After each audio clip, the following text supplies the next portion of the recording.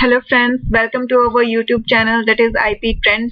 और आज हम डिस्कस करने वाले हैं डाटा फ्रेम्स की सेलेक्टिंग और एक्सेसिंग की, यानी कि डाटा फ्रेम के इंडिविजुअल एलिमेंट्स को हम कैसे एक्सेस कर सकते हैं, उसकी रोज को हम कैसे एक्सेस कर सकते हैं, कॉलम्स को, या फिर हम उन्हें मॉडिफाई कैसे कर सकते हैं, उनकी वैल्यूज चेंज कैसे कर सकते हैं, उन्हें कैसे ऐड और डिलीट कर सकते हैं। ये सारी चीजें हम आज की वीडियो में सीखने वाले हैं। लेकिन अगर अभी तक आपने मेरे चैनल को सब्सक्राइब नहीं किया है तो सबसे पहले चैनल को सब्सक्राइब कीजिए, और अगर आपको वीडियोस पसंद आ रही हैं तो लाइक और कमेंट जरूर कीजिए।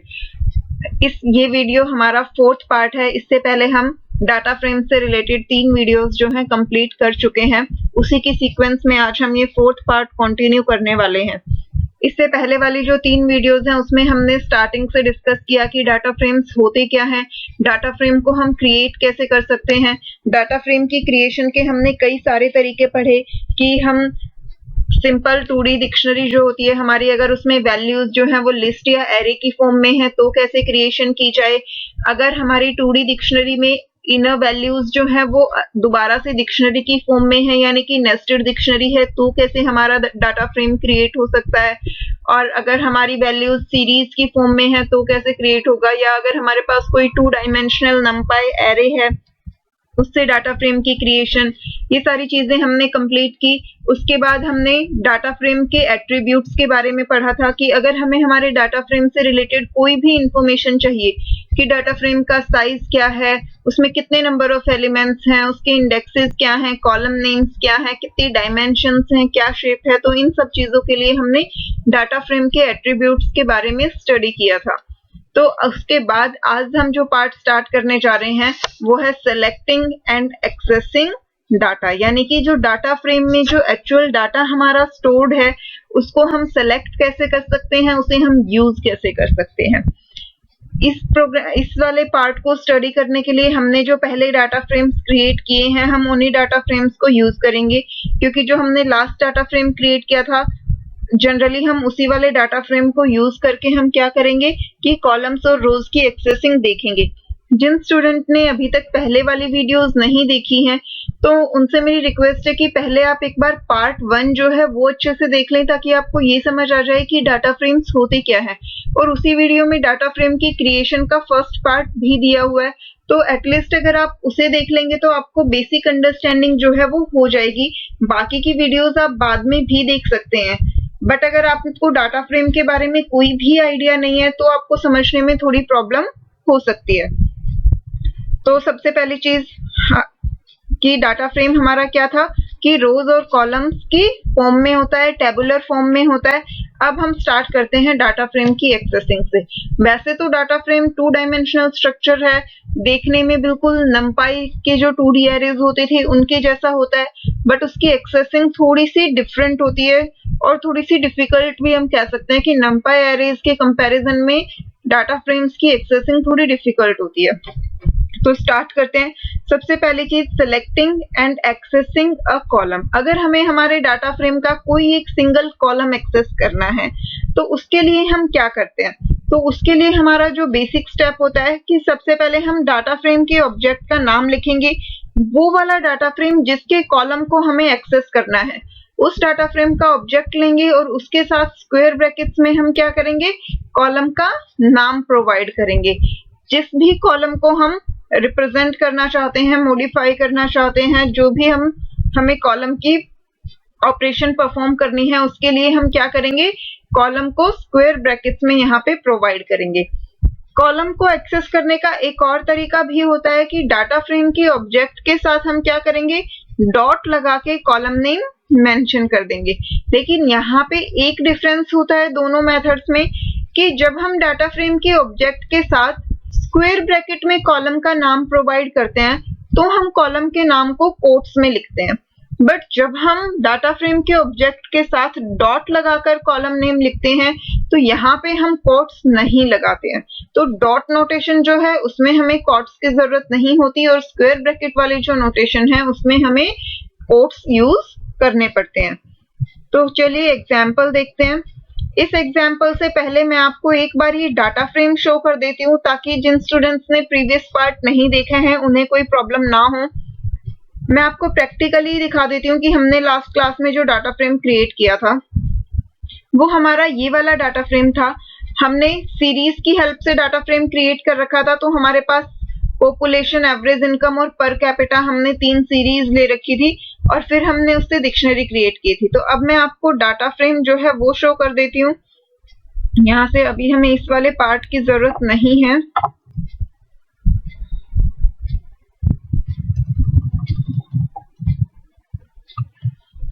अब इसे मैं रन करके आपको दिखाती हूँ कि हमने जो डाटा फ्रेम क्रिएट किया था वो क्या था। हमारा एक्चुअल डाटा फ्रेम ये वाला था, जिसमें हमारे पास 3 कॉलम्स थे, पॉपुलेशन, एवरेज इनकम और पर कैपिटा इनकम, और 4 हमारे पास रोज थी, दिल्ली, मुंबई, कोलकाता एंड चेन्नई। तो हमारे पास ये जो 2 डायमेंशनल डाटा फ्रेम है, इसमें 4 रोज हैं, 3 कॉलम है और टोटल नंबर ऑफ एलिमेंट्स हमारे पास कितने हो गए, 12 हो गए। अब हम इसी डाटा फ्रेम के कॉलम्स की एक्सेसिंग को देखेंगे। यही डाटा फ्रेम हमारे पास बुक में भी था, तो अगर आप बुक में देखना चाहते हैं तो मैं यहाँ भी आपको दिखा देती हूँ एक बार। ये देखिए, ये हमारा एक्चुअल डाटा फ्रेम था कि हमारे पास 4 रोज थी, 3 कॉलम्स थी और ये हमारे पास 12 जो है टोटल एलिमेंट है। ये डाटा फ्रेम DTF4 हमने क्रिएट किया था और आगे फर्दर हम इसी को यूज करके क्या कर रहे हैं, क्योंकि हमें एक डाटा फ्रेम चाहिए। अब हमें शो क्या करना है कि हम कॉलम्स कैसे एक्सेस करें, रोज कैसे एक्सेस करें, डाटा को आउटपुट में कैसे रिप्रेजेंट करें, कैसे उसका आउटपुट प्रिंट करवाएं। तो उसके लिए हमें कोई ना कोई डाटा फ्रेम पहले क्रिएट करना पड़ेगा। तो जो ऑलरेडी क्रिएटेड डाटा फ्रेम है हम उसे ही यूज कर रहे हैं।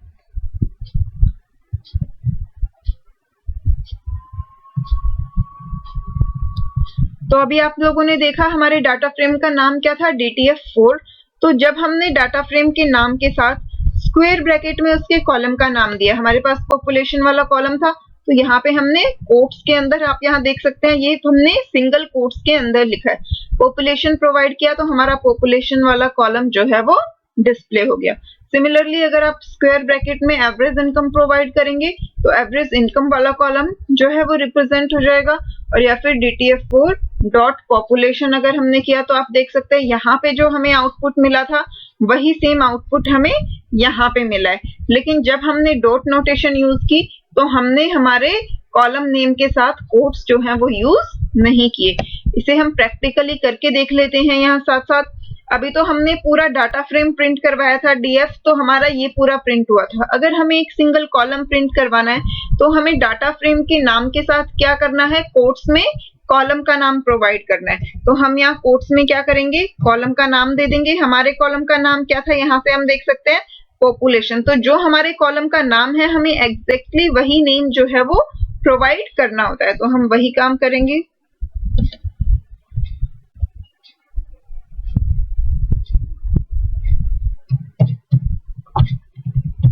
हमने यहाँ कॉलम का नाम प्रोवाइड कर दिया, कोट्स क्लोज किए।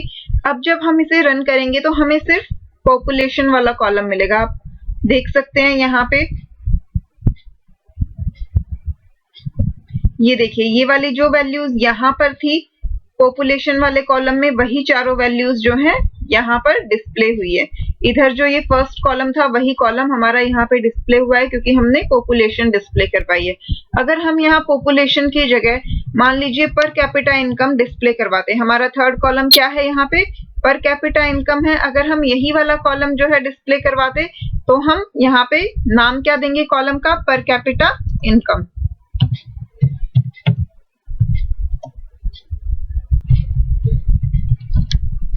ठीक है, अब आप देख सकते हैं ये पर कैपिटा इनकम हमारा ये वाला कॉलम था, तो हमारी यही वाली वैल्यूज जो हैं वो डिस्प्ले होंगी। अब तो इसे हम रन करके देखते हैं। जब रन किया तो ये देखिए जो हमारा थर्ड कॉलम था वही वाली वैल्यूज हमारी यहाँ पर डिस्प्ले हुई है। तो आई होप ये सबको क्लियर हो गया होगा। एक बार हम डॉट नोटेशन वाला भी करके देख लेते हैं। डॉट नोटेशन में हमें क्या करना है, डाटा फ्रेम के नाम के साथ डॉट लगाकर उसके साथ हमें क्या प्रोवाइड करना है, कॉलम का नाम। बट इस बार हमें क्या करना है कि हमें कोट्स में वैल्यू प्रोवाइड नहीं करनी है। तो यहाँ हमने पॉपुलेशन मेंशन किया, इसे सेव करके अब हम इसे रन करके देखते हैं। तो ये देखिए जो हमारा फर्स्ट कॉलम था हमारा फिर से वही प्रिंट हो गया, यानी कि पॉपुलेशन वाला जो कॉलम है वो डिस्प्ले हो गया है। तो इतना पार्ट आई होप सबको क्लियर हो गया होगा। बट अगर किसी को भी कोई भी डाउट आता है कहीं भी, तो आप अपने कमेंट्स करके अपने डाउट्स क्लियर कर सकते हैं। यही चीज यहाँ हमें मेंशन की गई है, while using dot notation do not put any quotes around the column name, की डॉट नोटेशन में कोई भी कोट्स यूज करने की जरूरत नहीं है। Individual columns accessed using square bracket and using dot notation, यही बताया गया है कि ये कोड स्निपेट जो है वो किस लिए थे। अब हमने देखा कि एक सिंगल कॉलम अगर एक्सेस करना है तो हम कैसे करेंगे। वहीं पे अगर हमें मल्टीपल कॉलम्स चाहिए तो उसके लिए हमें क्या करना पड़ेगा, हमारा मेथड बिल्कुल सेम रहेगा। फर्क सिर्फ क्या है, पहले हम एक सिंगल कॉलम दे रहे थे, अब हमें मल्टीपल कॉलम्स चाहिए। तो जब हमें मल्टीपल कॉलम्स चाहिए तो वो हमें एक लिस्ट की फॉर्म में प्रोवाइड करने पड़ेंगे। तो जिस जिस कॉलम को हमें डिस्प्ले करवाना है हम उसकी एक लिस्ट बना लेंगे और उस लिस्ट को डाटा फ्रेम की ऑब्जेक्ट के साथ स्क्वायर ब्रैकेट्स में प्रोवाइड कर देंगे। तो यही है उसका मेथड कि सबसे पहले डाटा फ्रेम के ऑब्जेक्ट का नाम लिखा। अब यहाँ पे आपको कंफ्यूजन क्रिएट नहीं करनी है, यहाँ पे आप देख सकते हैं ये डबल स्क्वायर ब्रैकेट लगे हुए हैं, यहाँ ये स्टार्टिंग में भी और एंड में भी। तो ये डबल स्क्वायर ब्रैकेट किस लिए है, जो हमारी फर्स्ट स्क्वायर ब्रैकेट है वो है डाटा फ्रेम के ऑब्जेक्ट के लिए, कि डाटा फ्रेम के ऑब्जेक्ट के साथ जब भी कॉलम नेम देंगे तो किस में देंगे, स्क्वायर ब्रैकेट में देंगे। अब इनर वाली जो स्क्वायर ब्रैकेट है वो किस लिए है, कि इस बार जो हमारा कॉलम नेम है वो कोई सिंगल वैल्यू नहीं है, इस बार वो एक कॉलम्स की लिस्ट है। तो इसलिए ये दो स्क्वायर ब्रैकेट है, पहले वाला कि जो हम डाटा फ्रेम के ऑब्जेक्ट के साथ यूज करते हैं कॉलम नेम लिखने के लिए, और दूसरे वाला इसलिए क्योंकि इस बार जो है वो कॉलम नेम्स की पूरी लिस्ट है, एक सिंगल कॉलम नहीं है। तो या फिर आप ये भी कर सकते हैं कि पहले एक लिस्ट बनाकर रख लें और फिर उस लिस्ट को यहाँ पे प्रोवाइड कर दें। तो ये देखिए हमने दो कॉलम्स डिस्प्ले करवाने थे, तो उन दोनों कॉलम्स की लिस्ट जो है वो हमने डाटा फ्रेम के ऑब्जेक्ट के साथ स्क्वायर ब्रैकेट्स में पास ऑन कर दी। तो ये आउटर स्क्वायर ब्रैकेट जो है ये डाटा फ्रेम के ऑब्जेक्ट के साथ जो यूज होते हैं उसके लिए, और इनर वाले जो है लिस्ट के लिए। अब हमने पॉपुलेशन और एवरेज इनकम दो दिए थे, तो यहाँ पे हमारे दोनों कॉलम्स जो है वो आउटपुट में डिस्प्ले हो गए। तो आई होप ये चीज सबको समझ आ रही होगी। यहाँ पे आप देख सकते हैं column appears in the order of column names given in the list inside square brackets. तो यहाँ पे क्या है कि जिस ऑर्डर में हमने यहाँ ये लिस्ट प्रोवाइड की होगी उसी ऑर्डर में हमारे कॉलम नेम्स डिस्प्ले होंगे, इररिस्पेक्टिव कि वो एक्चुअल डाटा फ्रेम में जो है किस ऑर्डर में है। ठीक है, तो हम इसे एक बार करके देख लेते हैं। यहाँ मैं ये डाटा फ्रेम प्रिंट रहने देती हूँ, क्योंकि अदरवाइज क्या होगा कि यहाँ पे अब आप लोगों को डाटा फ्रेम दिखाई नहीं दे रहा होगा, उसके लिए हमें बार बार स्क्रॉल अप करना पड़ेगा। अगर यहाँ ये प्रिंट डीएफ रहेगा तो जितनी बार हम इस प्रोग्राम को रन करेंगे उतनी बार डाटा फ्रेम प्रिंट होगा, तो हमारे रिक्वायर्ड आउटपुट के जस्ट अबव हमें डाटा फ्रेम मिल जाएगा। अब हमें क्या करना है, मल्टीपल कॉलम्स डिस्प्ले करवाने हैं। तो मान लीजिए हम दो कॉलम डिस्प्ले करवा रहे हैं, हमें पता है हमारे जो डाटा फ्रेम है उसमें तीन कॉलम है, पॉपुलेशन, एवरेज इनकम, पर कैपिटा इनकम, और इनका ऑर्डर भी यही था। तो पहले मान लीजिए हम डिस्प्ले करवा रहे हैं पर कैपिटा इनकम और उसके बाद हम डिस्प्ले करवा रहे हैं एवरेज इनकम। तो हमें क्या चेक करना है कि वो किस ऑर्डर में प्रिंट हो रहे हैं। तो यहाँ हम दे देते हैं, क्योंकि हमें दो कॉलम्स देने हैं तो हमें डबल स्क्वायर ब्रैकेट यूज करने पड़ेंगे। अब पहले हम प्रोवाइड करते हैं पर कैपिटा इनकम,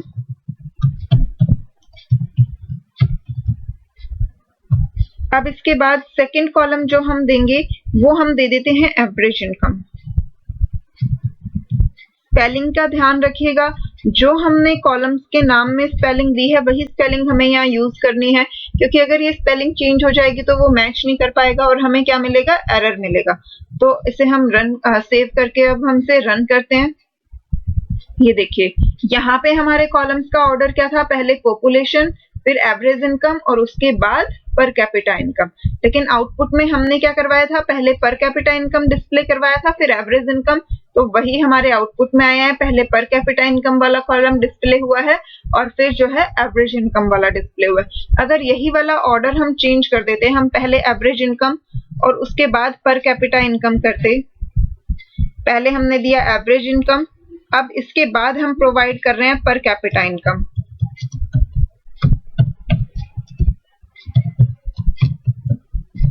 इसके केस में हमारा क्या होगा, पहले एवरेज इनकम वाला कॉलम डिस्प्ले होगा और उसके बाद पर कैपिटा वाला जो कॉलम है वो हमारा डिस्प्ले होगा। हम इसे रन करके देख लेते हैं। ये देखिए, पहले एवरेज इनकम शो हुआ, फिर पर कैपिटा इनकम। यानी कि जो ऑर्डर हम यहाँ लिस्ट में प्रोवाइड करेंगे, हमारे डाटा फ्रेम के कॉलम्स जो हैं उसी ऑर्डर में प्रिंट हो जाएंगे। आ जाते हैं नेक्स्ट पार्ट पे। ये आपको यही दिया हुआ है कि हम इसे कंपेयर कर सकते हैं। यहाँ वाला जो था पहले पॉपुलेशन फिर एवरेज इनकम था, तो पॉपुलेशन एवरेज इनकम इस ऑर्डर में प्रिंट हुए थे। फिर अगर हमने लिस्ट में एवरेज इनकम को पहले दिया तो आउटपुट में भी एवरेज इनकम पहले शो हुआ और पॉपुलेशन जो है वो बाद में शो हुआ। अब ये तो था हमारे कॉलम्स की एक्सेसिंग। अगर हमें सिंगल कॉलम करना है तो कैसे करेंगे, और अगर हमें मल्टीपल कॉलम्स करने हैं तो कैसे करेंगे। बट मान लीजिए कि हमें रोज भी एक्सेस करनी है। अब इस केस में हमने रोज पे तो सिलेक्शन अप्लाई किया ही नहीं था, हमने सिर्फ कॉलम सेलेक्ट किया था और हमारी रोज जितनी भी थी टोटल रोज सेलेक्ट हो गई थी। हमारे पास 4 रोज थी तो चारों की चारों रोज जो है वो सेलेक्ट हो गई थी। ठीक है, अब नेक्स्ट जो हम मेथड पढ़ेंगे वो हम पढ़ेंगे कि अगर हमें रोज और कॉलम दोनों की एक्सेसिंग करनी है, दोनों पे सिलेक्शन करना है तो हम कैसे करेंगे। मान लीजिए हमें सारी रोज नहीं चाहिए, हमें सिर्फ 2 रोज चाहिए या फिर 3 रोज चाहिए या 1 रो चाहिए या चारों रोज चाहिए। अगर हमें सिलेक्शन करना है तो हम कैसे करेंगे। तो नेक्स्ट हमारा जो पॉइंट है वो उसी के लिए है, selecting and accessing a subset from a data frame using row and column name. अब जब हम रोज और कॉलम की सिलेक्शन करते हैं तो उसके लिए भी हमारे पास 2 मेथड है। एक मेथड है कि हम रो और कॉलम के नाम की हेल्प से सिलेक्शन करें और दूसरा है हम उनकी पोजीशन की हेल्प से सिलेक्शन करें। हमने नंपाई एरेज पढ़े थे। नंपाई एरेज के केस में हमारे पास क्या था कि हमारे जो इंडेक्सेस होते थे वो इंटीजर होते थे, 0 से लेके साइज -1 तक चलते थे। बट डाटा फ्रेम में हमने रो लेबल और कॉलम नेम्स प्रोवाइड किए एक्सप्लिसिटली, तो वो नेम्स हमारे रो इंडेक्सेस कॉलम इंडेक्सेस बन गए।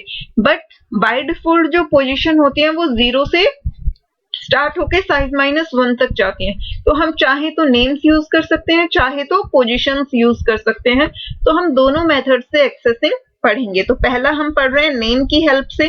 जब भी हमें नेम की हेल्प से एक्सेसिंग करनी होती है उसके लिए हमारे पास जो मेथड होता है वो होता है LOC।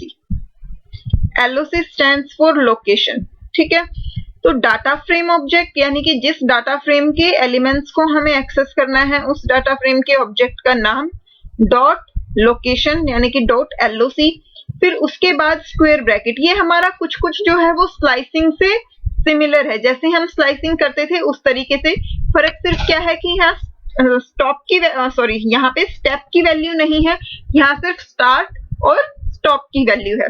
तो इन स्क्वायर ब्रैकेट्स में हम क्या प्रोवाइड करेंगे, पहले हम रोज के लिए प्रोवाइड करेंगे और ये वाला पार्ट हमारा किसके लिए होगा, रोज के लिए होगा। और उसके बाद कोमा लगा के हम किसके लिए प्रोवाइड करेंगे, कॉलम्स के लिए प्रोवाइड करेंगे। तो पहले रोज की सिलेक्शन में कि स्टार्टिंग रो कौन सी होगी हमारी और एंड रो कौन सी होगी उसकी हमने रेंज प्रोवाइड कर दी। और उसके बाद कॉलम्स के लिए कि स्टार्टिंग कॉलम कौन सा होगा और हमारा एंड कॉलम जो है वो कौन सा होगा, वो दोनों हमने प्रोवाइड कर दिए। यहाँ पर एक चीज और जो हमें ध्यान रखनी है वो क्या कि स्लाइसिंग में जनरली क्या होता था कि स्टॉप की वैल्यू जो है वो इंक्लूडेड नहीं होती थी। बट यहाँ जब हम नेम्स की हेल्प से एक्सेस कर रहे हैं तो हमारे स्टार्ट और स्टॉप दोनों वैल्यूज जो है वो इंक्लूडेड होती हैं। तो देखिए अब हम इसे एग्जाम्पल की हेल्प से समझते हैं। The above syntax is a general syntax through which we can single multiple rows और columns we can access. First of all to access a row, कि अगर हमें रोज एक्सेस करनी है तो उसके लिए हमें क्या करना होगा। मान लीजिए हमें कॉलम्स पे कोई कंडीशन नहीं लगानी है, हमें सारे कॉलम्स डिस्प्ले करने हैं। हमें कंडीशन सिर्फ किस पे लगानी है, रो पे लगानी है, यानी कि हमें सिर्फ रोज का सिलेक्शन करना है, कॉलम हमें सारे चाहिए। तो उस केस में हमें क्या करना है, just give the row names and for columns we will just put a colon mark. ठीक है, तो df object dot LOC square bracket में हम यहाँ क्या करेंगे, रो लेबल प्रोवाइड करेंगे और कोमा लगा के हम क्या करेंगे, कॉलन लगा देंगे। यहाँ ये जो कॉलम है इसे हम स्किप नहीं कर सकते। अगर ये कॉलम आप स्किप करेंगे तो हमें क्या मिलेगा, एरर मिलेगा। वही चीज आपको यहाँ बोली भी हुई है, make sure not to miss the colon after comma, क्योंकि ये कॉलन ही ये शो कर रहा है हमें कि हम सारे कॉलम्स को एक्सेस कर रहे हैं। यहाँ पे अगर हम कॉलम नहीं लगाएंगे तो हमें एरर मिलेगा। अब ये जो फर्स्ट एग्जांपल दिया है वो देखिए ये क्या है, dtf4.loc, डाटा फ्रेम का नाम dot method name, square bracket में हमने कौन सी रो प्रोवाइड की, यहाँ पे दिल्ली, यानी कि एक सिंगल रो का नाम हमने दिया, और कॉलम्स में हमने कुछ भी नहीं मार्क किया, यानी कि हम सारे कॉलम सिलेक्ट कर रहे हैं, क्योंकि स्टार्ट और स्टॉप दोनों ही स्किप किए हैं, तो यानी कि स्टार्टिंग से एंड तक सारी वैल्यूज हम कंसीडर कर रहे हैं। तो इस केस में सिर्फ दिल्ली वाली रो डिस्प्ले हो जाएगी। ये देखिए दिल्ली वाली रो के तीनों कॉलम्स डिस्प्ले हो गए हैं। सिमिलरली अगर हमने यहाँ ब्रैकेट में चेन्नई प्रोवाइड किया तो चेन्नई वाली रो की सारी वैल्यूज जो है डिस्प्ले हो गई हैं। अब यहाँ पे आपको एक्चुअल डाटा फ्रेम नहीं दिख रहा, तो आपको लग रहा होगा कि हम वैल्यूज मैच कैसे करें, तो हम इसे प्रैक्टिकली करके देख लेते हैं। यहाँ से हम वैल्यूज मैच कर पाएंगे। ये हमारा एक्चुअल डाटा फ्रेम है। अब हमें इस पे क्या करनी है, कंडीशन लगानी है। तो df.loc और स्क्वायर ब्रैकेट में अब हम क्या करेंगे, पहले रो का नाम प्रोवाइड करेंगे। तो रो नेम हम मान लीजिए हम दिल्ली वाली, हमारे पास 4 रोज थी, दिल्ली, मुंबई, कोलकाता, चेन्नई, चारों में से कोई भी रो हम डिस्प्ले करवा लेते हैं। मान लीजिए पहले हम दिल्ली डिस्प्ले करवा रहे हैं। अब इसके बाद कोमा लगा के हम क्या प्रोवाइड करेंगे, कॉलम्स। कॉलम्स का मतलब क्या है कि हमने सारे कॉलम्स जो है वो सिलेक्ट किए हैं। अब इसे रन करवा के देखते हैं। ये देखिए ये हमारा ऊपर जो है ये पहले पूरा डाटा फ्रेम प्रिंट हुआ। अब ये दिल्ली वाली रो को देखो, यहाँ पे दिल्ली वाली रो हमारी ये थी, ये हमारी रो थी, और यहाँ आउटपुट में भी हमें यही रो मिली है। वैल्यूज को देख के कंफ्यूज मत होना, यहाँ पे चेक करो ये क्या है हमारा 123424, तो वही हमारी वैल्यू यहाँ आई है 1.234240। ये जो है हमारी फ्लोटिंग में डिस्प्ले हुई है, सिर्फ e raise to the power point जो है हमारा 5 है। e raise to the power 5 का मतलब क्या है कि ये डेसिमल जो है 5 पॉइंट से इधर आ जाएगा। जब आप इस डेसिमल को 5 पॉइंट से राइट हैंड साइड में शिफ्ट करोगे तो हमारी वैल्यू सेम वही बन जाएगी 123424। ठीक है। सिमिलरली ये वाली वैल्यू हमारी एवरेज इनकम की and then per capita income. यहाँ पे अगर हम दिल्ली की जगह मान लीजिए चेन्नई दे देते,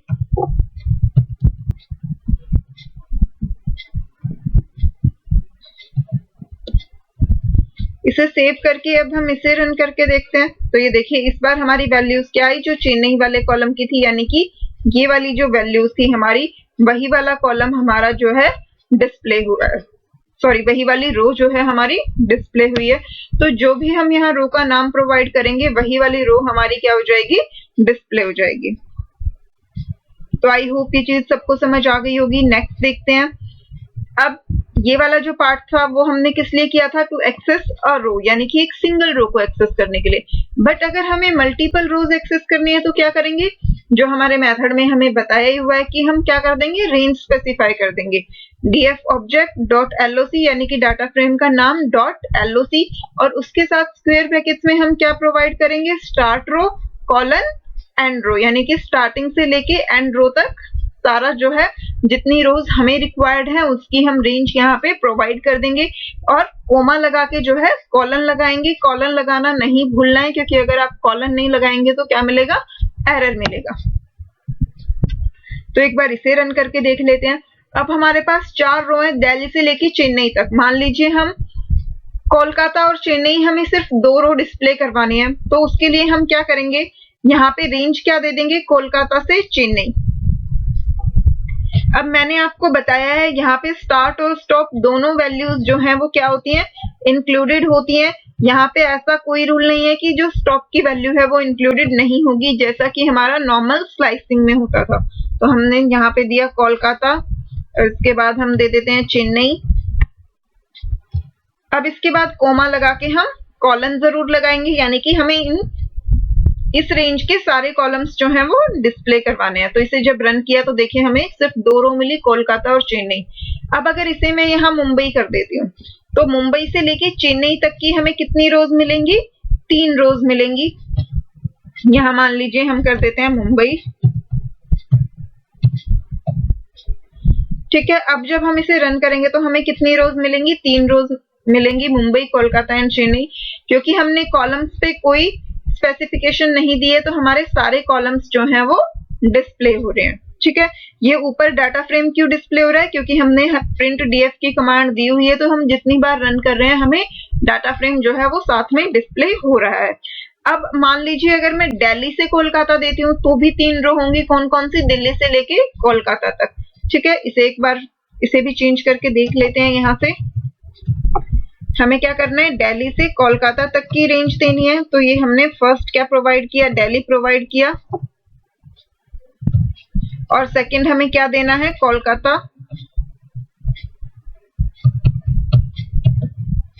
तो इस केस में हमारी दिल्ली से कोलकाता तक की 3 रोज जो है वो प्रिंट हो जाएंगी, दिल्ली, मुंबई एंड कोलकाता। तो आई होप सबको ये चीज क्लियर हो गई होगी। अब आ जाते हैं नेक्स्ट पार्ट पे। Please note that when you specify start row, colon and row, the Python will return all rows falling between start row and end row along with the start row and end row। तो ये इन्होंने वही बात बताई है कि हम जो रेंज देते हैं उसमें स्टार्ट रो और स्टॉपिंग रो, एंड रो दोनों ही हमारी इंक्लूडेड होती हैं, क्योंकि हम अभी तक जनरली पढ़ते आए हैं कि जब भी हम एरेज में स्लाइसिंग करते थे तो हमारी स्टॉप की वैल्यू जो है वो इंक्लूडेड नहीं होती थी, बट यहाँ ऐसी कोई केस नहीं होती है। यहाँ हमारी स्टार्ट और स्टॉप दोनों की वैल्यू जो है वो इंक्लूडेड होती है। तो यहाँ ये मुंबई से चेन्नई तक जब डिस्प्ले करवाया तो मुंबई से चेन्नई तक की 3 रोज जो है डिस्प्ले हो गई और उनके सारे कॉलम्स जो है वो यहाँ डिस्प्ले हो गए हैं। अब हमारा fourth part, to access selective columns, कि अगर हमें कॉलम्स पे सिलेक्शन करनी है, यानी कि इस केस में अब हमें क्या, अभी तक हमने क्या किया, सिंगल कॉलम हम डिस्प्ले करवा चुके, मल्टीपल कॉलम हम डिस्प्ले करवा चुके। मल्टीपल कॉलम लेकिन हमने कैसे करवाए थे कि हमें जितने कॉलम चाहिए थे सबका हमने नाम लिखा था वहां पर। फिर उसके बाद हमने सिंगल रो डिस्प्ले करवाई, मल्टीपल रोज हमने डिस्प्ले करवा ली रेंज की हेल्प से। अब हम मल्टीपल कॉलम डिस्प्ले करवाने जा रहे हैं रेंज मेथड की हेल्प से।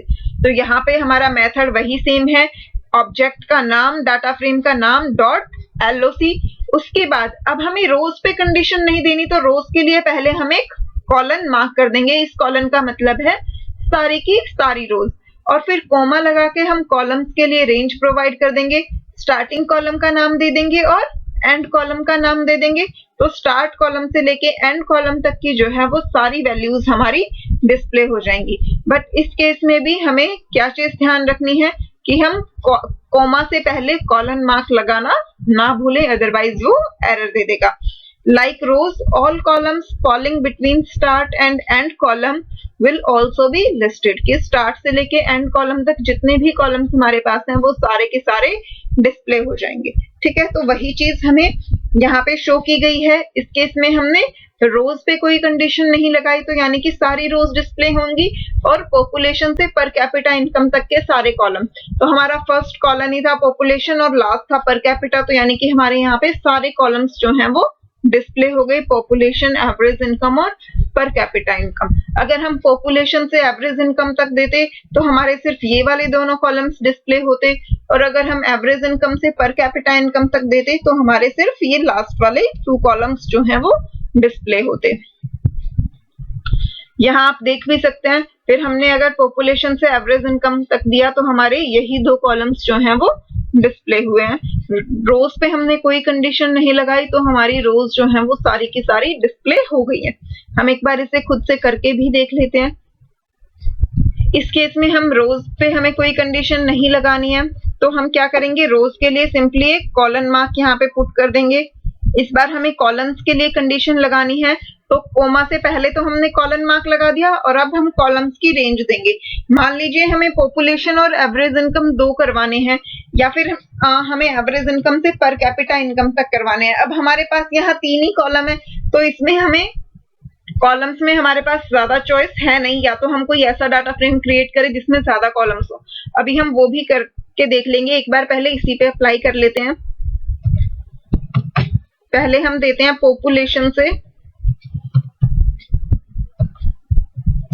पर कैपिटा इनकम तक हम दे देते हैं। इस केस में हमने तीनों कॉलम्स इंक्लूड कर दिए, यानी कि हमारे पॉपुलेशन से पर कैपिटा इनकम तक के सारे कॉलम्स जो हैं वो डिस्प्ले हो जाएंगे। ये देखिए पूरा का पूरा data frame as it is print हो गया, क्योंकि रोज हमने वैसे ही सारी सेलेक्ट कर रखी थी और कॉलम्स भी इस रेंज में सारे लाई कर रहे हैं। अब मान लीजिए मैं यहाँ पर कैपिटा इनकम की जगह एवरेज इनकम दे देती हूँ।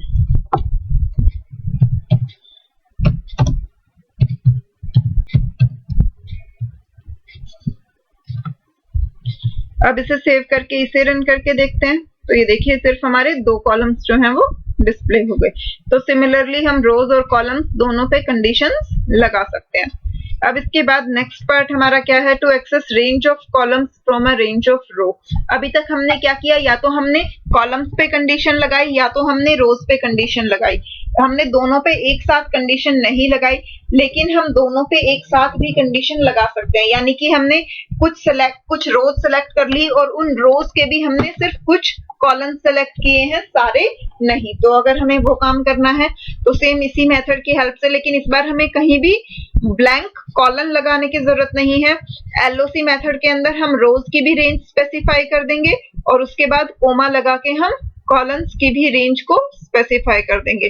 तो जो हमने रेंज दी है उस रेंज में लाई करने वाली रोज सेलेक्ट हो जाएंगी और फिर उस रोज के वो वाले कॉलम सेलेक्ट हो जाएंगे जिनका हमने यहाँ पर नाम लिखा है। तो इस तरीके से हम रोज और कॉलम दोनों पे भी हमारे सिलेक्शन कंडीशन क्या है लगा सकते हैं। तो आइए इसे करके देख लेते हैं एक बार प्रैक्टिकली।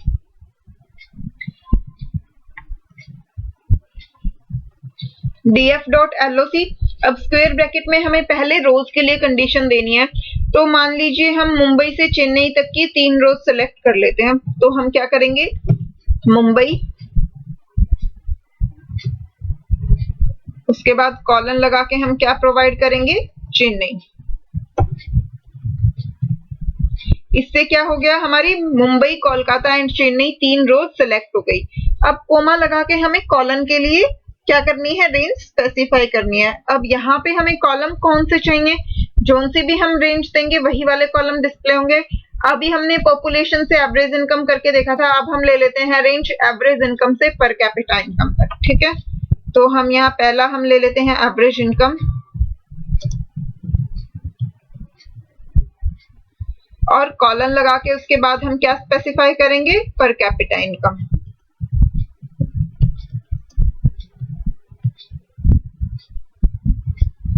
इसे सेव कर देते हैं और रन करके देखते हैं। इस बार हमें 3 ही रोज मिलेंगी और ये देखिए हमने स्पेलिंग मिस्टेक कर दी। हमारी जो एक्चुअल रो थी वहां पे मुंबई में एम जो है वो कैपिटल था, तो वही ये हमें यहाँ एरर दे रहा है, की एरर मुंबई की, यानी कि ये मुंबई जो हमने लिखा है इससे मैचिंग हमारे पास कोई रो नहीं है। तो इस एम को कैपिटल करते हैं, सेव करके अब इसे रन करके देखते हैं। ये देखिए मुंबई, कोलकाता, चेन्नई 3 रो हमारी सेलेक्ट हो गई और इन 3 रो के सिर्फ कौन से कॉलम सेलेक्ट हुए, 2 कॉलम एवरेज इनकम और पर कैपिटा इनकम, जो कि हम यहाँ देख सकते हैं। ठीक है, तो अब इसके बाद हम चलते हैं नेक्स्ट पार्ट पे। ये कोड स्निपेट में उन्होंने दिल्ली से मुंबई लिया था, तो यानी कि सिर्फ दिल्ली और मुंबई 2 ही सेलेक्ट हुई हमारी। दिल्ली, मुंबई, कोलकाता, चेन्नई ये ऑर्डर था, तो दिल्ली से मुंबई में 2 रोज हो गई और ये 2 ही कॉलम हुए पॉपुलेशन से एवरेज इनकम तक की जो रेंज दी थी उससे। अब नेक्स्ट जो पार्ट है हमारा, obtaining subset slice from a data frame using row, column, numeric index और पोजीशन। अभी जब हमने ये टॉपिक स्टार्ट किया तो मैंने आपको बताया था कि रोज और कॉलम की एक्सेसिंग के हमारे पास 2 मेथड होते हैं। पहला मेथड हम नेम की हेल्प से एक्सेस करते हैं और दूसरा मेथड हम उनकी पोजीशन की हेल्प से एक्सेस करते हैं। तो नेम की हेल्प से हम कैसे करते हैं वो पार्ट हमने पढ़ लिया। अब नेक्स्ट पार्ट जो है वो है हमारा कि न्यूमेरिक इंडेक्स या फिर पोजीशन की हेल्प से कैसे करते हैं। पोजीशन जो है वो हमेशा हमारी किससे स्टार्ट होती है, 0 से स्टार्ट होती है। वही चीज हमें यहाँ दी हुई है, Sometime your data frame object does not contain row और column label। तो कई बार तो ऐसा होता है कि हमारे डाटा फ्रेम में रो और कॉलम लेबल होते ही नहीं। हमने जब डाटा फ्रेम की क्रिएशन पढ़ी, हमने पढ़ा था कि अगर हमने सिंपल डाटा फ्रेम क्रिएट किया है, हमने उसमें रोज और कॉलम के लिए कोई लेबल प्रोवाइड नहीं किए, तो हमारे डिफॉल्ट लेबल जो है वो क्या होते हैं, 0 1 2 3 4 होते हैं। 0 से स्टार्ट होकर साइज -1 तक जाते हैं। तो जिस केस में रो और कॉलम लेबल है ही नहीं, उस केस में आप लॉक मेथड या ये एलओसी मेथड कैसे यूज करोगे। और उसके अलावा दूसरी situation, even you may not remember them, कि हो सकता है कि लेबल्स तो हैं हमारे पास लेकिन वो लेबल्स हमें रिमेम्बर नहीं है, यानी कि हमें नहीं पता कि हमने क्या लेबल्स दिए थे रोज और कॉलम्स के लिए, या फिर हमें नाम याद हो, हमें उनके एग्जैक्ट स्पेलिंग याद ना हो। जैसे कि अभी अभी हमने देखा था, जब हमने मुंबई टाइप किया, हमने स्मॉल एम टाइप कर दिया था तो हमें एरर मिल गया था। तो बिल्कुल एग्जैक्ट स्पेलिंग में भी हमें याद ना हो तो फिर हम कैसे एक्सेस करेंगे? तो उसके लिए हमारे पास ऑप्शन क्या होता है, in such cases you can extract subset of data frame using row and column numeric indexes and position, कि उस केस में हम numeric positions को यूज करके जो है एलिमेंट्स को एक्सेस कर सकते हैं। But this time you will use iloc instead of loc। अभी तक हम loc मेथड यूज कर रहे थे, loc मेथड। अब इंटीजर पोजीशन के लिए, न्यूमेरिक पोजीशन के लिए हम क्या यूज करेंगे, iloc। I stands for integer, loc मैंने आपको बताया था, loc stands for location and I stands for integer, तो iloc हमारा क्या हो गया, integer location न्यूमेरिक पोजीशन। ठीक है, तो इसकी हेल्प से हम डाटा को एक्सेस कर सकते हैं। सिंटेक्स हमारा बिल्कुल वही सेम है जो अभी हमने पहले पढ़ा, डाटा फ्रेम के ऑब्जेक्ट का नाम, उसके साथ डॉट लगा के मेथड का नाम। अब हमारा मेथड का नाम क्या है, iloc। ठीक है, तो डाटा फ्रेम के ऑब्जेक्ट का नाम डॉट iloc, उसके साथ स्क्वायर ब्रैकेट में अब हमें रेंज प्रोवाइड करनी है, starting row index colon and row index, और उसके बाद कोमा लगा के कॉलम्स के लिए स्टार्ट कॉलन इंडेक्स और फिर एंड कॉलन इंडेक्स। तो पूरा सिंटेक्स सेम है, सिर्फ मेथड का नाम चेंज हुआ है, लॉक की जगह क्या हो गया, iloc हो गया। उसके अंदर वही सेम हम रो की रेंज और कॉलम्स की रेंज जो है वो प्रोवाइड कर रहे हैं। यहाँ पे एक चीज जो है वो डिफरेंट होती है कि जब हमने लॉक मेथड यूज किया, लॉक मेथड में हमारी स्टॉप की वैल्यू इंक्लूडेड थी क्योंकि वहां हम लेबल्स यूज कर रहे थे। बट अब जब हम इंटीजर पोजीशंस यूज कर रहे हैं तो सेम लाइक जैसे कि हमारा एरेज के केस में होता था, स्लाइसिंग में होता था, लिस्ट वगैरह में, वही सेम चीज यहाँ हो जाती है कि हमारी स्टॉप की वैल्यू जो है वो इंक्लूडेड नहीं होती। When you use iloc, then start index colon and index given for rows and columns, दोनों के लिए ही, रोज और कॉलम्स के लिए जो हमने स्टार्ट इंडेक्स से एंड इंडेक्स तक की रेंज दी है, वर्क लाइक स्लाइसेस। तो ये किसकी तरह वर्क करती है, स्लाइसेस की तरह वर्क करती है।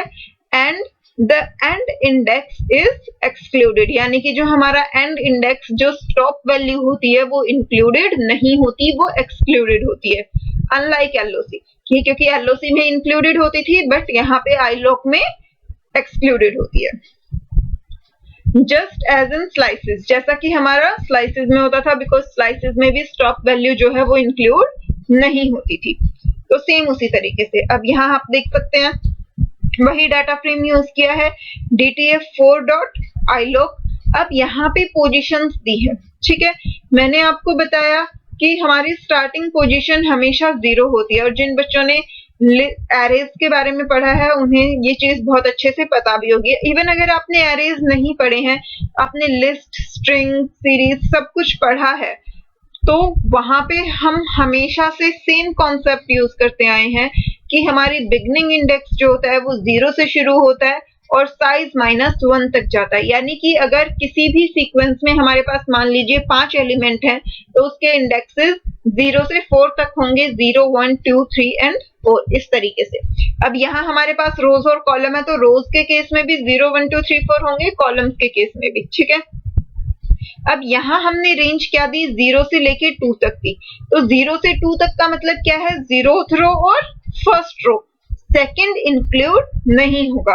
अब हमारी 0th रो कौन सी थी, सबसे पहली रो हमारी दिल्ली थी, उसके बाद हमारी मुंबई थी, तो 0th और फर्स्ट कौन सी रोज हो गई, Delhi and Mumbai. Similarly column हमने दिया है 1 से लेके 3 तक। ठीक है, अब हमारा 0th कॉलम पॉपुलेशन था, फर्स्ट कॉलम जो था वो एवरेज इनकम था और सेकंड वाला जो था वो पर कैपिटा इनकम। तो 0 तो हमने यहाँ दिया ही नहीं, हमने 1 से स्टार्ट किया, यानी कि एवरेज इनकम से स्टार्ट किया है। अब यहाँ पे 1 और 2 दो इंक्लूड होंगे, थर्ड इंक्लूड नहीं होगा। तो फर्स्ट हमारा था एवरेज इनकम और सेकंड हमारा था पर कैपिटा इनकम। तो वही हमें यहाँ आउटपुट में मिला है, दिल्ली और मुंबई 2 रो सेलेक्ट हुई हैं और एवरेज इनकम और पर कैपिटा इनकम वाले हमारे कॉलम सेलेक्ट हुए। सिमिलरली आप यहाँ वाला पार्ट देख सकते हैं, इस वाले केस में क्या है, वही मेथड यूज किया है 0 से 2 तक, यानी कि 2 रो सेलेक्ट की, 0th एंड फर्स्ट दिल्ली और मुंबई। बट इस केस में हमारे पास कॉलम कौन से सेलेक्ट किए उन्होंने, 1 से लेके 2 तक, यानी कि इस केस में सिर्फ फर्स्ट कॉलम सेलेक्ट होगा, 2 जो है वो इंक्लूडेड नहीं होगा। और फर्स्ट कॉलम हमारा कौन सा था, एवरेज इनकम, तो सिर्फ एक ये सिंगल कॉलम जो है वो जो है हमारा प्रिंट हो गया है एवरेज इनकम वाला। तो एक बार हम इस पार्ट को प्रैक्टिकली करके देख लेते हैं, आईलॉक मेथड को यूज करके देख लेते हैं, ताकि जो है हमें सारी चीजें अच्छे से समझ आ जाए। .ILOC हमने यूज किया। अब .ILOC यूज करने के बाद हम स्क्वायर ब्रैकेट्स में क्या करेंगे, इंटीजर पोजीशंस प्रोवाइड करेंगे। इंटीजर पोजीशन हमें देनी है, यहाँ हमारे पास 4 रो हैं, यानी कि 0, 1, 2 और 3, ये हमारे रो इंडेक्सेस हैं। तो हम यहाँ कोई भी रेंज दे सकते हैं। मान लीजिए हमने दे दी 0 से लेके 3 तक, तो यहाँ पे हमारी 0, 1 और 2, 3 रो जो है वो सिलेक्टेड हो गई। कोमा लगा के हम क्या करेंगे, कॉलम्स के लिए इंडेक्स देंगे। कॉलम के लिए हम दे देते हैं 0:2, ठीक है। अब इस केस में हमारे 0, फर्स्ट और सेकंड 3 तो रो सिलेक्ट होंगी, और कॉलम सिर्फ 0 और फर्स्ट सिलेक्ट होंगे, 2 इंक्लूड नहीं होगा। यानी कि दिल्ली मुंबई कोलकाता 3 रो, और दिल्ली मुंबई कोलकाता वाली रोज के कौन से कॉलम, 0th एंड फर्स्ट, यानी कि पॉपुलेशन और एवरेज इनकम। तो इसे सेव करके अब हम इसे रन करके देखते हैं। तो ये देखिए, स्टार्टिंग की 3 रोज और ये 2 कॉलम्स जो है हमें डिस्प्ले हुए। अब यहाँ अगर मैं इसे 3 की जगह 2 कर देती हूँ, ठीक है, तो इस केस में हमारी कितनी रो सिलेक्ट होंगी, 2 रो सिलेक्ट होंगी। तो इसे रन करके देख लेते हैं। ये देखिए, इस केस में क्या हुआ, हमारी 2 रो सिलेक्ट हुई हैं। अब मान लीजिए इस 0 को मैं चेंज कर देती हूँ, यहाँ ये पूरी रेंज ही चेंज कर देते हैं। मान लीजिए हम दे देते हैं 1 से लेके 4 तक। इस केस में कौन कौन सी रो सिलेक्ट हो जाएंगी, फर्स्ट, सेकंड एंड थर्ड। तो फर्स्ट यानी कि ये 0 से शुरू होता है, तो हमारी फर्स्ट मुंबई हो गई, सेकंड कोलकाता हो गई एंड थर्ड चेन्नई। तो इसमें इस केस में हमारी मुंबई, कोलकाता एंड चेन्नई वाली रोज जो है वो डिस्प्ले होंगी। यहाँ कॉलम नेम भी हम क्या कर देते हैं, 1 से लेके 2 तक, यानी कि सिर्फ फर्स्ट कॉलम यानी कि 0, 1, 2 है, तो फर्स्ट कॉलम हमारा एवरेज इनकम हो गया। अब हम इसे रन करके देखते हैं। ये देखिए, लास्ट 3 रोज का सिर्फ एवरेज इनकम वाला कॉलम जो है वो डिस्प्ले हो गया। तो आईलॉक मेथड की हेल्प से हम इंटीजर पोजीशंस को यूज कर सकते हैं। अगर हमें लेबल्स याद नहीं है तो हम पोजीशन की हेल्प से डाटा एक्सेस कर लेते हैं। The lock and iLock are very flexible and can be used in variety of ways. वो हम ऑलरेडी देख ही चुके हैं कि हमने उन्हें कितनी अलग अलग वेराइटीज से यूज कर लिया है सिर्फ इन 2 मेथड्स को। Consider a data frame DF as shown below. We are listing below some example statement to select data from data frame DF using these methods. तो ये सेम वही चीज उन्होंने एक्सप्लेन की हुई है। अभी तक जो हमारा DTF4 ऑलरेडी क्रिएटेड एक डाटा फ्रेम था, उस पे हमने इन मेथड्स को अप्लाई किया। फर्दर आगे अब कुछ स्टूडेंट्स ऐसे होते हैं जो प्रैक्टिकल नहीं कर पाते। यहाँ मैं आपको वीडियो में साथ साथ प्रैक्टिकल करके दिखा रही हूँ, बट मे बी जब हम क्लास में स्टडी करते हैं तो साथ साथ प्रैक्टिकल कर पाना पॉसिबल नहीं होता, या फिर कुछ लोगों के पास घर पे सिस्टम नहीं होता है, बहुत सारे रीजंस होते हैं। तो इसलिए बुक में जो है डिटेल में चीजें हमें गिवन होती हैं। तो यहाँ पे उन्होंने एक और फर्दर एग्जांपल दिया है, और इस एग्जांपल में हमारे पास मल्टीपल रोज और मल्टीपल कॉलम्स है, ताकि हम सिलेक्शन रेंज जो है वो काफी फ्लेक्सिबल रख सकें। और फिर उसके बाद इस डाटा फ्रेम पे जो है ऑपरेशन अप्लाई किए हैं। यहाँ पे सबसे पहले ये इस डाटा फ्रेम का नाम हमने यहाँ पे क्या रखा है, डीएफ रखा हुआ है, ठीक है। अब इस डीएफ पे जो है अलग अलग ऑपरेशन अप्लाई कर रहे हैं। 2:5 यहाँ पर आप देखिए। अब इस 2:5 का मतलब क्या है कि 2 से लेके 5 तक की जो है वो सारी रोज डिस्प्ले हो जाएंगी। कॉलम्स पे हमने कोई मेथड नहीं लगाया है, कोई कंडीशन नहीं लगाई है, यानी कि कॉलम्स जो है वो हमारे सारे डिस्प्ले होंगे, ठीक है। लेकिन कॉलम्स के लिए आपको ये चीज ध्यान रखनी है, यहाँ ये मिसप्रिंट है हमारा कि हमें कोमा लगा के जो है वो कॉलन प्रोवाइड करना है। अगर हम वो नहीं करते तो जनरली हमें उस केस में एरर मिल जाता है। तो इस वजह से हमें ये चीज अवॉइड करनी है। हमें क्या करना है कि पहले रो की रेंज जो भी हमें सेलेक्ट करनी है वो हमने दे दी, कोमा लगा के हम ब्लैंक कॉलम्स जो है वो अप्लाई करेंगे, ठीक है। तो इस तरीके से हमें ये सारा करना है। यहाँ पे ये हम देख सकते हैं हमने रो के लिए रेंज क्या प्रोवाइड की, 2 से लेके 5 तक। 2 से 5 का मतलब क्या है, सेकंड, थर्ड एंड फोर्थ, ये तीनों रोज जो है वो हमारी डिस्प्ले होंगी, 5 जो है इंक्लूड नहीं होगा। हम यहाँ अब इंटीजर पोजीशंस में देख सकते हैं कि हमारी सेकंड, थर्ड और फोर्थ रो कौन कौन सी है, ये वाली तीनों रो। तो यही तीनों रो जो है वो हमारी आउटपुट में डिस्प्ले हुई है। एक चीज जो मैंने अभी अभी आपको बताई है वो आपको हमेशा ध्यान रखनी है। यहाँ पे ये डाटा फ्रेम है, तो डाटा फ्रेम में इसमें हमें कोई प्रॉब्लम नहीं होगी, लेकिन क्योंकि हमें एरेज, सीरीज, बहुत सारी चीजें जो है पढ़नी होती हैं, और बाकी चीजों में हमने अभी तक क्या देखा है कि जब भी हम कोमा लगा के कॉलम्स प्रोवाइड नहीं करते हैं तो उस केस में हमें क्या मिलता है, एरर मिलता है। तो इसलिए हम प्रैक्टिस हमेशा क्या फॉलो करते हैं कि हम कोमा लगा के जो है कॉलम्स प्रोवाइड करें। लेकिन वो किस केस में, जब हम लॉक और आईलॉक मेथड यूज कर रहे हैं। डाटा फ्रेम में अगर आप कॉलम नहीं भी लगा रहे हैं तो कोई प्रॉब्लम नहीं होगी। हम इसे एक बार प्रैक्टिकली रन करके देख लेते हैं। अब यहाँ हमारे डाटा फ्रेम में वैल्यूज बहुत कम है, तो इसमें रेंज स्पेसिफाई करना इतना क्लियर नहीं होता है। तो या तो हम एक डाटा फ्रेम जो है वो और क्रिएट कर लेते हैं, हम एक नई फाइल ले लेते हैं। जिन स्टूडेंट्स ने प्रीवियस वीडियोस नहीं देखी है उनके लिए इजी हो जाएगा कि डाटा फ्रेम कैसे क्रिएट कर रहे हैं, वो भी आप यहाँ से सीख सकते हैं। जब भी हमें डाटा फ्रेम क्रिएट करना है तो पहले हमें दोनों लाइब्रेरीज इंपोर्ट करनी पड़ेंगी, import pandas as pd and then import numpy as np। दोनों लाइब्रेरीज को इंपोर्ट कर लिया। लास्ट जो हम एग्जाम्पल कर रहे थे, ये वाला जो एग्जाम्पल था हमारा, ये हमने सीरीज की हेल्प से किया था, बट अब हम क्या करते हैं, हम एक एरे की हेल्प से कर लेते हैं ताकि हमारा जो है वो इजी हो जाए। हम एक एरे क्रिएट कर लेते हैं। पहले एरे हम numpy लाइब्रेरी की हेल्प से क्रिएट करते हैं, तो numpy डॉट एरे, या फिर यहाँ पे हम क्या करते हैं, रेंज मेथड यूज कर लेते हैं। ठीक है, np डॉट अरेंज। अब अरेंज मेथड में हमें क्या देनी होती है, रेंज प्रोवाइड करनी है। तो हम दे देते हैं, मान लीजिए हम 20 से लेके 50 तक की वैल्यू जो है वो प्रोवाइड कर देते हैं, या फिर हम दे देते हैं 20 से 80 तक की दे देते हैं, मान लीजिए। ठीक है, अब यहाँ पे हमारी 20 से 80 तक का एक एरे जनरेट हुआ है, जिसमें हमारे पास कितने एलिमेंट्स हो गए, 60 एलिमेंट्स हो गए, 20, 21, 22 up to and so on 79। Stock की वैल्यू इंक्लूडेड नहीं होती है तो 80 इंक्लूड नहीं होगा। आप चाहे तो एक बार इसे डिस्प्ले करवा के देख सकते हैं। प्रिंट AR हम यहाँ पे कर लेते हैं।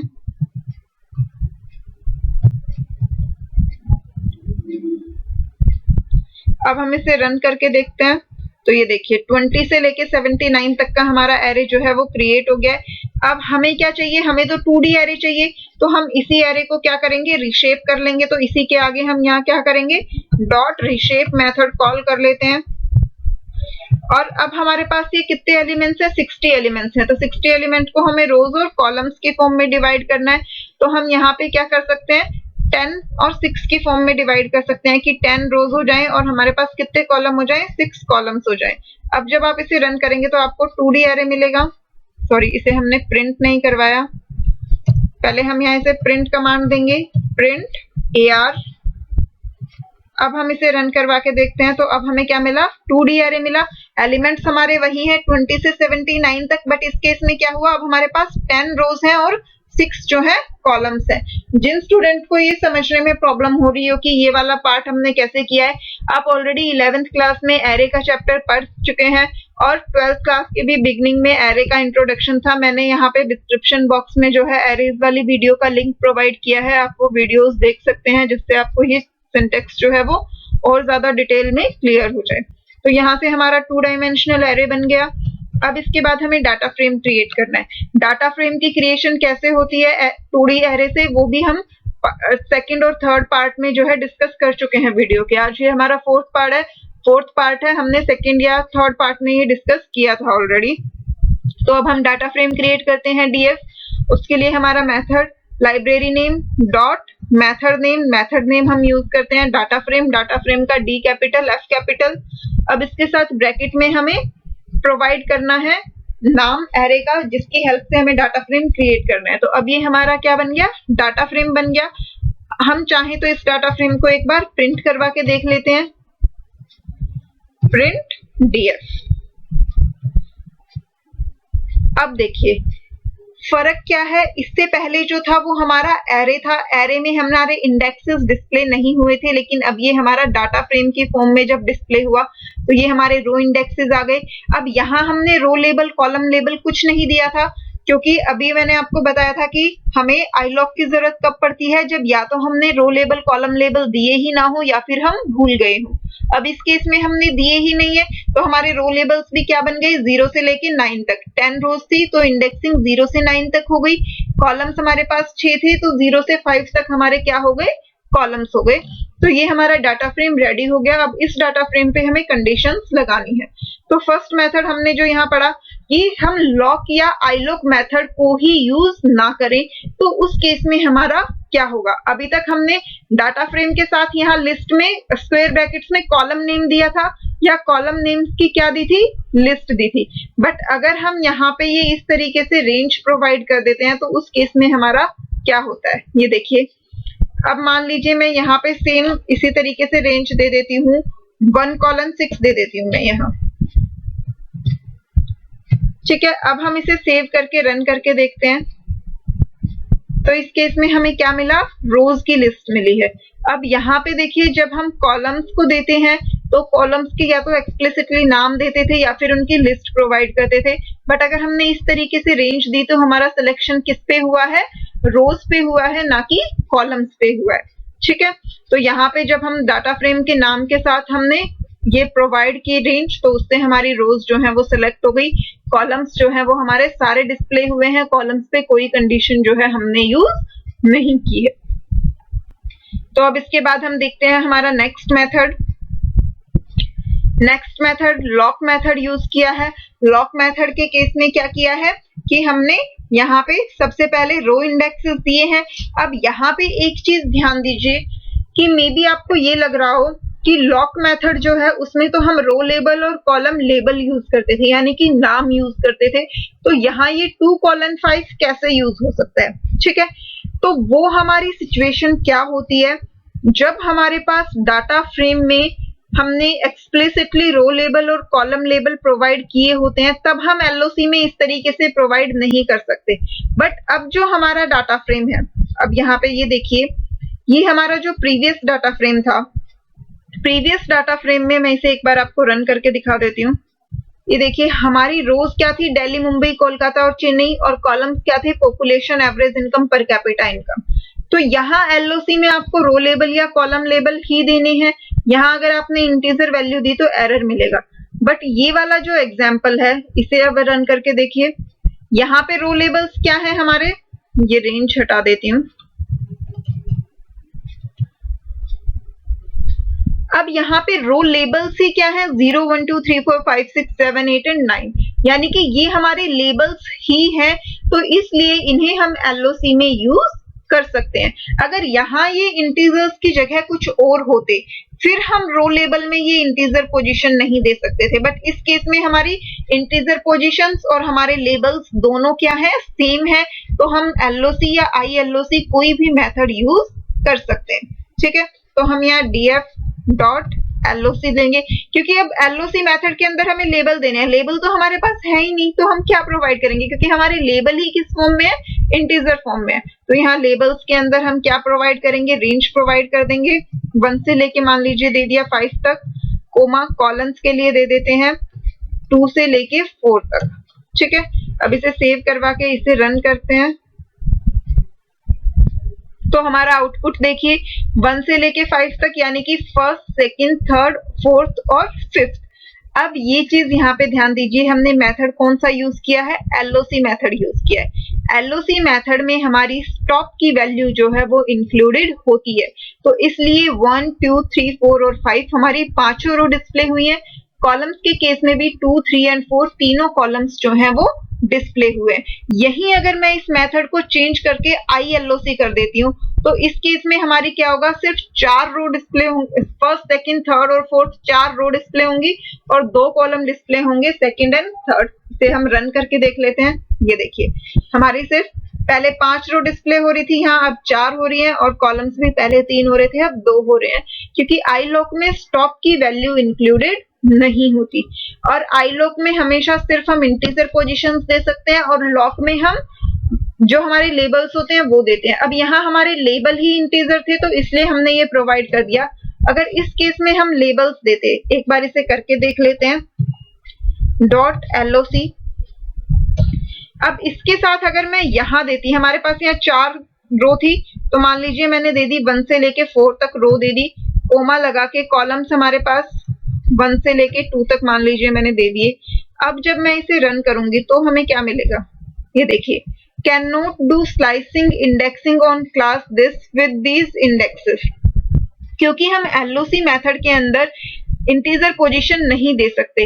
हमारा एक्चुअल डाटा फ्रेम जो है उसमें रो लेबल और कॉलम लेबल जो है वो स्ट्रिंग वैल्यूज है, तो वही हमें यहाँ देनी पड़ेंगी LOC में, हम कुछ और नहीं दे सकते। बट ये वाला जो प्रोग्राम था इसमें हमारी एक्चुअल जो रो लेबल और कॉलम लेबल थे वो हमारे इंटीजर ही थे, तो इसलिए ये जो है वो हमारा परफेक्टली वर्क कर रहा है। तो आई होप ये चीज सबको क्लियर हो गई होगी। फिर भी अगर किसी को कोई भी डाउट है तो आप कमेंट्स करके पूछ सकते हैं। वही चीज यहाँ हमें शो की गई है। आगे हमने ILOC मेथड को यूज किया है जो अभी मैंने आपको करके दिखाया, और इसी के साथ ये वाला टॉपिक जो है वो हमारा कंप्लीट हो गया। अब लास्ट एक जो हमारा बचा है वो क्या है, हमारा सेलेक्टिंग एक्सेसिंग इंडिविजुअल वैल्यूज, कि हमें इंडिविजुअल वैल्यूज को सेलेक्ट करना है। ठीक है, अभी तक हमने जितनी पढ़े, हमने कॉलम्स, इंडिविजुअल कॉलम डिस्प्ले करवाए, कॉलम्स की रेंज डिस्प्ले करवाई, इंडिविजुअल रोज की रेंज, या फिर रोज और कॉलम दोनों पे सिलेक्शन करके। लेकिन अभी तक हमने ऐसा मेथड नहीं किया कि हमने डाटा फ्रेम का एक सिंगल एलिमेंट डिस्प्ले करवाया। तो अब जो हमारा नेक्स्ट मेथड है वो इसी के लिए है कि अगर हमें डाटा फ्रेम का सिंगल एलिमेंट डिस्प्ले करवाना है तो वो हम कैसे करवा सकते हैं। तो उसके लिए हमारे पास कई मेथड्स होते हैं। फर्स्ट मेथड क्या है कि डाटा फ्रेम के ऑब्जेक्ट का नाम डॉट उसके कॉलम का नाम और उसके साथ स्क्वायर ब्रैकेट में हम क्या दे देंगे, रो का नाम या फिर उसका numeric index. Data frame dot column name, ये हमने हमारी डॉट नोटेशन में वहां पे पढ़ाई था। इससे क्या हो जाता था, ये वाला कॉलम पर्टिकुलरली सिलेक्ट हो जाता था। अब इस वाले कॉलम का एक एलिमेंट करवाना है तो इस वाले कॉलम के साथ हमने स्क्वायर ब्रैकेट में रो का इंडेक्स दे दिया, तो उस रो का एलिमेंट जो है वो डिस्प्ले हो जाएगा। चलिए हम इसे एक बार करके देख लेते हैं। अब यहाँ जो हमारा डाटा फ्रेम था ये हम पॉपुलेशन वाला ही कर रहे हैं। दिल्ली, मुंबई, कोलकाता, चेन्नई 3 हमारे पास थे। तो DF डॉट, मान लीजिए मैंने यहाँ दे दिया पॉपुलेशन। इसे एक बार रन करवा देते हैं। इससे हमारा क्या हो रहा है, पॉपुलेशन वाला कॉलम डिस्प्ले हो रहा है। अब अगर मैं यहाँ ब्रैकेट्स में रो का इंडेक्स दे देती हूँ, मान लीजिए मैंने दे दिया दिल्ली, तो इससे क्या होगा, पॉपुलेशन वाले कॉलम की दिल्ली वाले रो की वैल्यू यानी कि हमारी ये वाली वैल्यू जो है वो क्या होगी, डिस्प्ले हो जाएगी। इसे हम रन करवा के देख लेते हैं।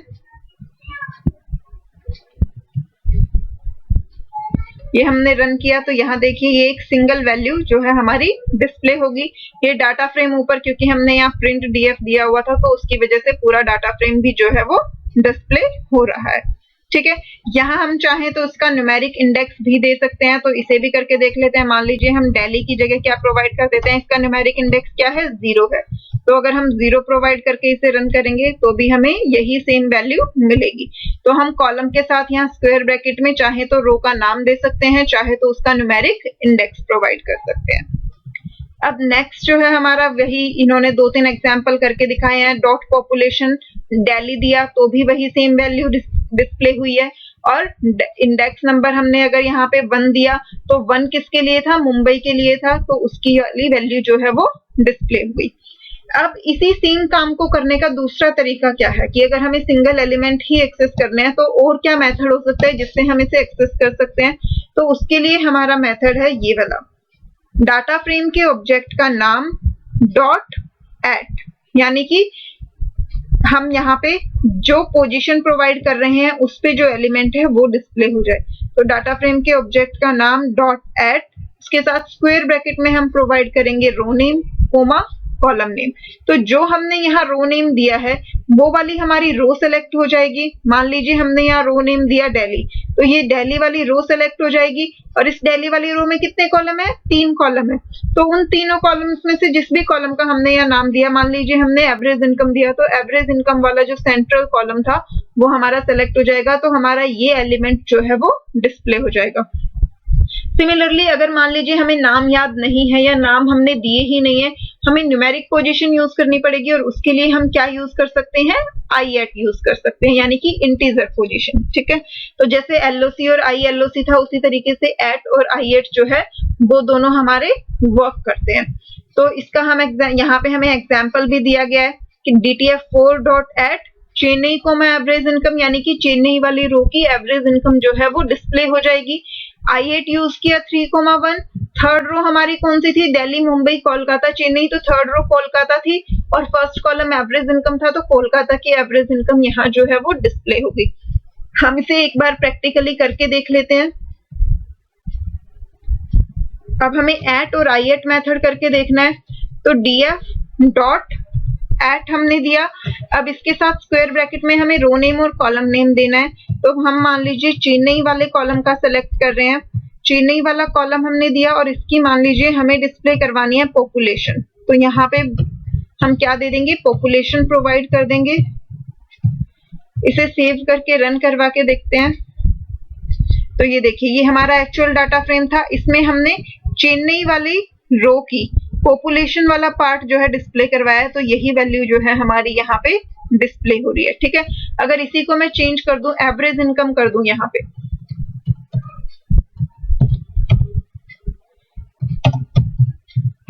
एवरेज इनकम जब मैंने लिखा तो अब क्या डिस्प्ले होगी? हमारी एवरेज इनकम डिस्प्ले होगी। तो इसे रन करते हैं और ये देखिए, इस बार ये वाली जो एवरेज इनकम की वैल्यू थी वो हमारी यहाँ पर डिस्प्ले हो रही है। तो आई होप ये चीज सबको समझ आ गई होगी। यहाँ हम एक बार आई@ और यूज करके देख लेते हैं। आई@ के केस में हमें क्या प्रोवाइड करनी है? इंटीजर लोकेशंस जो है वो प्रोवाइड करनी है। अब हमारे इंडेक्सेस जो है वो 0, 1, 2, 3, 4 है। तो मान लीजिए मैं यहाँ पे 1 प्रोवाइड कर रही हूँ इंडेक्स, तो फर्स्ट रो कौन सी है? हमारी मुंबई वाली। कोमा कॉलन में प्रोवाइड कर देती हूँ मान लीजिए 2, तो 0, 1 एंड 2। सेकेंड कॉलम पर कैपिटा इनकम है, तो यहाँ पे इसे सेव करके इसे रन करके देखते हैं। तो इससे हमें क्या मिला कि मुंबई वाली रो की पर कैपिटा इनकम जो थी, ये वाला पार्ट जो है वो हमारा डिस्प्ले हो गया। तो आई होप ये चीज सबको क्लियर हो गई होगी। वैल्यू से कंफ्यूज मत होना कि यहाँ 7.10 था, यहाँ 71 कैसे आ गया? बिकॉज यहाँ ये एक्सपोनेंशियल नोटेशन थी, इधर ई के साथ ये +1 लिखा हुआ था, जिसका मतलब है डेसिमल जो है 1 पोजीशन राइट में शिफ्ट हो जाएगा। इसी के साथ जो हमने एक और एग्जांपल लिया था, हम इसमें भी करके देख सकते हैं यही वाला पार्ट।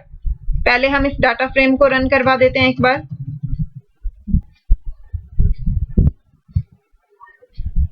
ये हमारा एक्चुअल डाटा फ्रेम है। अब हम इस पे लगाते हैं एट और आई@ मेथड। अब इस वाले मेथड में हमें एट में क्या देना होता है? रो लेबल, कॉलम लेबल देने होते हैं, लेकिन यहाँ हमारे रो लेबल और कॉलम लेबल भी जो है वो भी इंटीजर में ही है। तो यहाँ एट में भी वही हमारा वर्क करेगा। मान लीजिए मैंने दिया 1,1, तो यहाँ पे फर्स्ट रो जो है वो ये वाली है और इसका फर्स्ट कॉलम ये वाला है। तो यहाँ पे 27 जो है वो हमारा डिस्प्ले हो जाएगा। तो इसे एक बार रन करवा के देखते हैं।